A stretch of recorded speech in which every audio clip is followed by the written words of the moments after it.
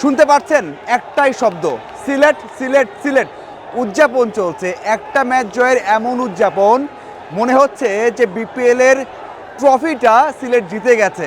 দারুণ দেখতে, এক কথায় দারুণ। এবং সমর্থকদের ভালোবাসা কেমন হতে পারে হয়তোবা এই ম্যাচ জয়ের সাথে যারা ছিলেন, যারা দেখেছেন, তারাই শুধু বুঝতে পারবেন। শব্দ শুনতেই পারছেন, কথা বলতেও কষ্ট হচ্ছে আসলে। খুব ক্লিয়ারলি শুনতে পাচ্ছেন কি না সেটা বোঝা কঠিন। যাই হোক, একটু আলোচনা করতে চাই যে এমন একটা ম্যাচ জিতলো সিলেট, যে ম্যাচটা অনেক সহজে 16তম ওভারে বা 17তম ওভারে জয় করতে পারত। নাটকীয়তা তৈরি করেছে, শেষ পর্যন্ত নাটকীয়ভাবে জয়টা এসেছে। সমর্থকদের জন্য দারুণ একটা ম্যাচ ছিল, দেখার মতো। যারা গ্যালারিতে এসেছেন, আমরা যারা প্রেস বক্সে ছিলাম, তারাও কিন্তু এই ম্যাচটা অনেক ভালোভাবে উদযাপন করেছি। যখন দেখেছি আমরা যে নোয়াখালী খুব একটা ভালো দল নয়, তারা ভালো ব্যাট করতে পারেনি, তাদের ভালো বোলার নেই, তারা মাত্র 143 রান করেছে, ব্যাটিং স্বর্গ উইকেট।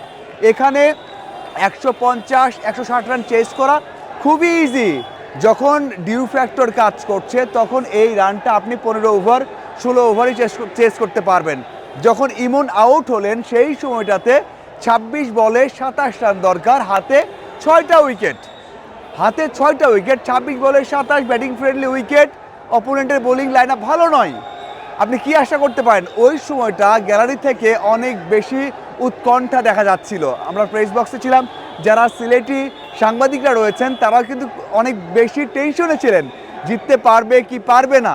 তো সেই দিক থেকে লাস্ট দিকে এসে যখন ম্যাচটা জিতলেন মিরাজের দল, তখন আমরা দেখলাম যে উদযাপনটা হচ্ছে। এখন আলোচনায় আসতে চাই যে আসলে এই ম্যাচটা এমন হলো কেন। আক্ষেপ আছে, কষ্ট আছে, যেখানে মিরাজ আছেন, ইমন আছেন, যেখানে আফিফ আছেন, সেখানে এমন হবে কেন?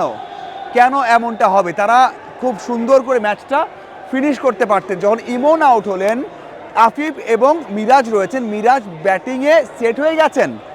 তবে তার ব্যাটিং অ্যাপ্রোচটা অবশ্যই বলতে হচ্ছে কোনো ধরনের টি-20 সুলভ ছিল না। 37 বলে 33 রান করেছেন, মানে এমন ম্যাচে আপনি করবেন কি? আপনি একটু এগ্রেশন দেখিয়ে 2টা ওভার ভালোভাবে খেললেই ম্যাচটা শেষ হয়ে যায় শেষের দিকে। সেই কাজটা মিরাজ করেননি, ম্যাচটা কঠিন করে চলে গেছেন। আফিফও জঘন্য ব্যাট করেছেন, এক কথায় কোনোভাবেই অ্যাপ্রোচ ভালো ছিল না। বাকি যারা ব্যাট করেছেন তারা মনে হচ্ছিল অনেক বেশি কনফিডেন্ট, অনেক বেশি রিল্যাক্স হয়ে গেছেন।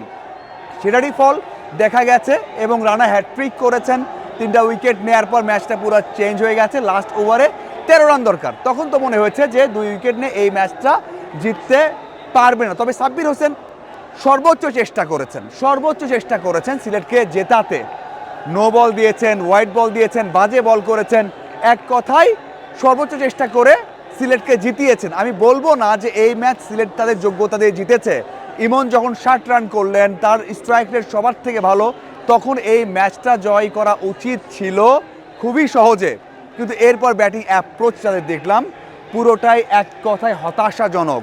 বাংলাদেশের টি-20 যেই সেন্সটা এখানেই ফুটে ওঠে, এবং এটাই বাংলাদেশ। যখন ইমন আউট হয়েছে, বাকি যে 27 রান দরকার 2 ওভারে করা উচিত বা 3 ওভারে করা উচিত, সেটা 26 বলেও করতে পারে না। ওয়াইড আর নোটা না হলে এই ম্যাচটা সিলেট হেরে যেত। বাট ভালো লাগছে যে এই উদযাপন, ক্রিকেট, বিপিএল, সিলেটের দর্শক, ভালোবাসা, এক কথায় দারুণ। এটা বুঝিয়ে দিল যে সিলেট দলটা যেই হোক না কেন, যেমন খেলুক না কেন, জয় মানে তাদের কাছে অনেক কিছু। মনে হয় বিপিএল জিতে গেছে। এখন একটু আসতে চাই নোয়াখালী দল নিয়ে, যে দলটাই কিছুই নেই। ওপেনিংয়ে আপনি সাদাকাত সাথে সোহান, যে সোহান ন্যাশনাল টিমে খেলেননি, যে সোহান এই টিমে একটা সিরিজ খেলেছেন, তাকে আপনি রিডাই করতে হচ্ছে। সাথে ওয়ান ডাউনে সৈকত আলী, আমি ছোট করছি না, কিন্তু এই রকম একটা টুর্নামেন্টে এইরকম একটা দলে আপনি সৈকত আলীকে ওয়ান ডাউনে নামাচ্ছেন, যিনি কিনা 100 নিচে স্ট্রাইক রেটে ব্যাট করে দলকে ডুবান।